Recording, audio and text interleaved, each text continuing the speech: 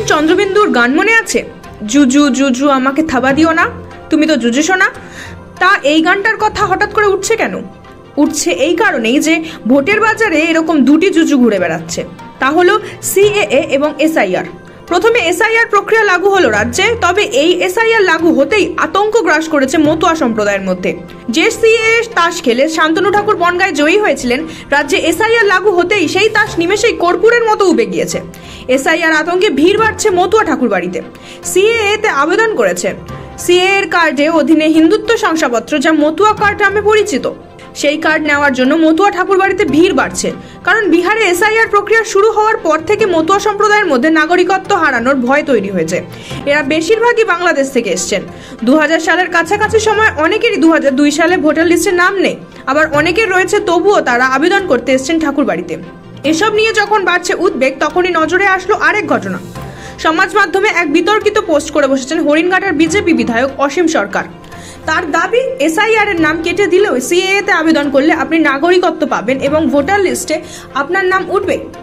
আর এই পোস্ট ঘিরে যাবতীয় বিতর্ক। যদিও এই পোস্ট নিয়ে বিজেপি বিধায়ক অসীম সরকার বলেন, ইলেকশন কমিশনের যে আইন কার্যকর হয়েছে তাতে হিন্দু মুসলমান বিভাজনের কোনো প্রশ্নই উঠছে না।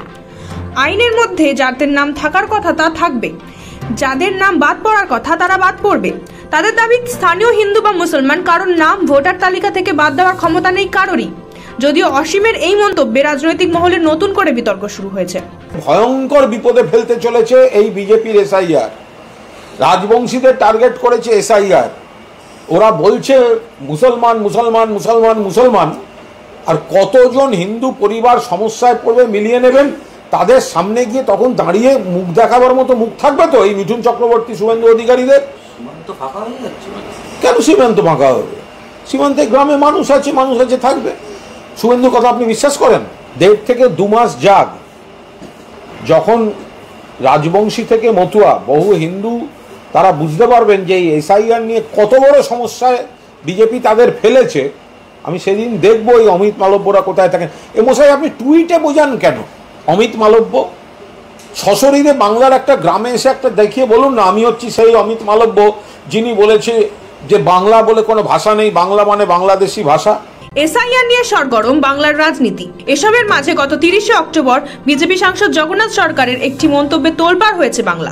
নদিয়ার জনসভায় দাঁড়িয়ে তিনি বলেছিলেন, ভোটে জিতলে আবার এক হবে 2 বাংলা। তা নিয়ে কম কাটাছেড়া হয়নি। জগন্নাথ সরকারের পর এবার এসআইআর এর শিরোনামে উঠে আসলেন হরিণঘাটার বিজেপি বিধায়ক অসীম সরকার। স্বাভাবিকভাবে বিতর্ক শুরু, খানিকটা অস্বস্তিতে ফেলেছে পদ্ম শিবিরকে। ব্যুরো রিপোর্ট, সময়, কলকাতা।